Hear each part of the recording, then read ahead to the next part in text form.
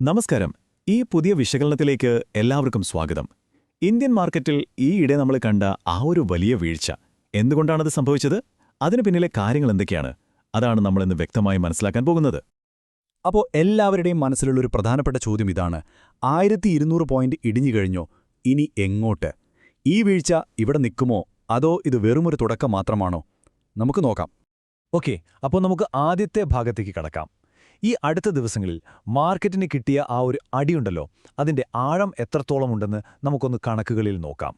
സംഖ്യ കേൾക്കുമ്പോൾ തന്നെ ഒരു ഞെട്ടലുണ്ടല്ലേ. -1200 പോയിന്റ്, അതും വെറും 4 ട്രേഡിംഗ് ദിവസം കൊണ്ട്. ഒരു പ്രധാനപ്പെട്ട ലെവൽ ബ്രേക്ക് ചെയ്തതിന് ശേഷമാണ് ഇത്രയും വേഗത്തിൽ ഇത്രയും വലിയൊരു ഇടിവ് നമ്മൾ കണ്ടത്.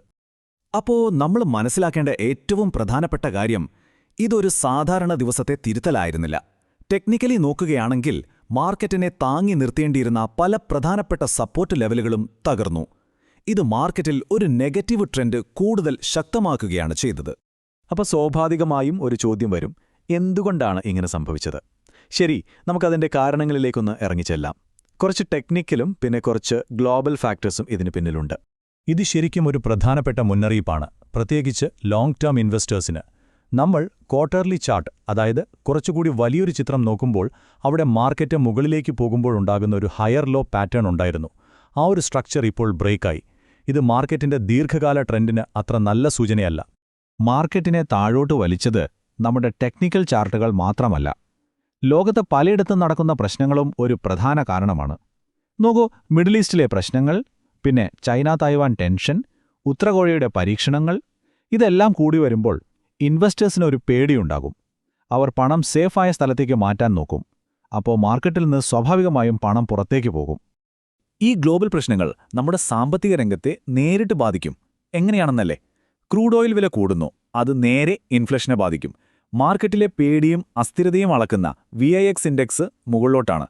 അതോടൊപ്പം ഓപ്ഷൻ ട്രേഡ് ചെയ്യുന്നവർക്കറിയാം, പ്രീമിയങ്ങൾ അല്ലെങ്കിൽ IVs ഒക്കെ ഭയങ്കര കൂടുതലാണ്. ഇതെല്ലാം കൂടിച്ചേരുമ്പോൾ മാർക്കറ്റ് ഭയങ്കര വോളറ്റൈലാവും. ശരി, ഇത്രയൊക്കെ പ്രശ്നങ്ങളുണ്ട്. അപ്പോൾ ഈ ഒരു സാഹചര്യത്തിൽ നമ്മൾ എവിടെയാണ് ശ്രദ്ധിക്കേണ്ടത്? ഇനി വരാൻ പോകുന്ന ദിവസങ്ങളിലെ ഏറ്റവും പ്രധാനപ്പെട്ട ലെവലുകൾ ഏതൊക്കെയാണെന്ന് നമുക്ക് നോക്കാം. ഇതൊരു റോഡ് മാപ്പ് പോലെ കണക്കാക്കാം. മുന്നോട്ട് പോകും മുൻപ് ഈ കീ ലെവലുകൾ എന്ന് പറഞ്ഞാൽ എന്താണെന്ന് പെട്ടെന്ന് പറയാം. സപ്പോർട്ട് എന്ന് വെച്ചാൽ മാർക്കറ്റ് താഴോട്ട് വീഴുമ്പോൾ പിടിച്ചു നിർത്താൻ ശ്രമിക്കുന്ന ഒരു തറ പോലെ. റെസിസ്റ്റൻസ് എന്ന് പറഞ്ഞാൽ മുകളിലേക്ക് പോകുമ്പോൾ തട്ടി നിൽക്കുന്ന ഒരു സീലിംഗ് പോലെ. ഇത് രണ്ടും മനസ്സിലാക്കിയാൽ തന്നെ പകുതി കാര്യങ്ങൾ എളുപ്പമായി. ഓക്കെ, ഈ ടേബിളിലേക്ക് നോക്കൂ. ഇവിടെ 2 തരം ലെവലുകളുണ്ട്. ഒന്ന് പൊസിഷണൽ, അതായത് കുറച്ച് ദിവസത്തേക്ക് മാർക്കറ്റിനെ നോക്കുന്നവർക്ക്. പിന്നെ ഇൻട്രാഡേ, അതായത് അന്നന്നത്തെ ട്രേഡിങ്ങിന്. കുറച്ചുകൂടി വലിയ ചിത്രത്തിൽ നോക്കിയാൽ 23,100 ഏറ്റവും പ്രധാനപ്പെട്ട സപ്പോർട്ട്. അത് പോയാൽ പിന്നെ നമ്മൾ നോക്കേണ്ടത് 22,600. ഇനി നാളത്തെ കാര്യമാണെങ്കിൽ 23,100 താഴെയും 23,300 മുകളിലും ഒരു റേഞ്ചായിരിക്കും. അപ്പോൾ ഈ ഇൻട്രാഡേ റേഞ്ച് നമുക്ക് എങ്ങനെ ഉപയോഗിക്കാം? വളരെ സിമ്പിളാണ്. മാർക്കറ്റ് 23,100 താഴെ പോവുകയാണെങ്കിൽ കൂടുതൽ വീഴ്ച പ്രതീക്ഷിക്കാം. അതല്ല, 23,300 മുകളിലേക്ക് കയറുകയാണെങ്കിൽ ഒരു ചെറിയ റിലീഫ് റാലി അല്ലെങ്കിൽ ഒരു ബൗൺസ് വരാം. ഇതിനിടയിലാണെങ്കിൽ മാർക്കറ്റ് കുറച്ചുനേരം സൈഡ്വേസ് പോകാനും സാധ്യതയുണ്ട്. ശരി, ലെവലുകൾ നമുക്ക് മനസ്സിലായി. ഇനി മാർക്കറ്റിന് മുന്നോട്ട് പോകാൻ പ്രധാനമായും 2 വഴികളാണുള്ളത്. എന്തൊക്കെയാണ് ആ സാധ്യതകളെന്ന് നമുക്ക് നോക്കാം. ആദ്യത്തെ സാധ്യത, അതായത് ബെയറിഷ് സിനാരിയോ, ഈ ഇടിവ് ഇനിയും തുടരും എന്നതാണ്. നമ്മൾ നേരത്തെ പറഞ്ഞ ആ നിർണായക ലെവലായ 23,100 താഴെ മാർക്കറ്റ് ഒരു ദിവസം ക്ലോസ് ചെയ്താൽ സെല്ലിംഗ് പ്രഷർ കൂടാൻ സാധ്യതയുണ്ട്. അങ്ങനെ വന്നാൽ അടുത്ത സ്റ്റോപ്പ് 22,600 ആയിരിക്കാം. ഇനി രണ്ടാമത്തെ സാധ്യത ഒരു തിരിച്ചുവരവ്. ഇത് വളരെ രസകരമായൊരു പോയിന്റാണ്. പലരും വിചാരിക്കുന്നത് പോലെ ഒരു നല്ല ഗ്യാപ്പ് അപ്പ് ഓപ്പണിംഗിലായിരിക്കില്ല ഒരുപക്ഷെ മാർക്കറ്റിന്റെ ബോട്ടം ഉണ്ടാകുന്നത്. നേരെ മറിച്ച് ഒരു ദിവസം വലിയ ഗ്യാപ്പ് ഡൗണിൽ തുടങ്ങി എല്ലാവരും പേടിച്ച് വിൽക്കുന്ന സമയത്ത് അവിടെ നിന്ന് ശക്തമായി മാർക്കറ്റ് തിരിച്ചു കയറിയാൽ അതാണൊരു യഥാർത്ഥ ബോട്ടത്തിന്റെ ലക്ഷണം.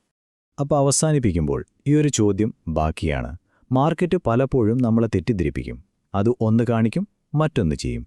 അപ്പോൾ ഈ കാണുന്ന വീഴ്ച ശരിക്കും ഉള്ളതാണോ, അതോ നമ്മളെപ്പോലുള്ള റീറ്റെയിൽ ട്രേഡേഴ്സിനെ ട്രാപ്പ് ചെയ്യാനുള്ളൊരു നീക്കമാണോ?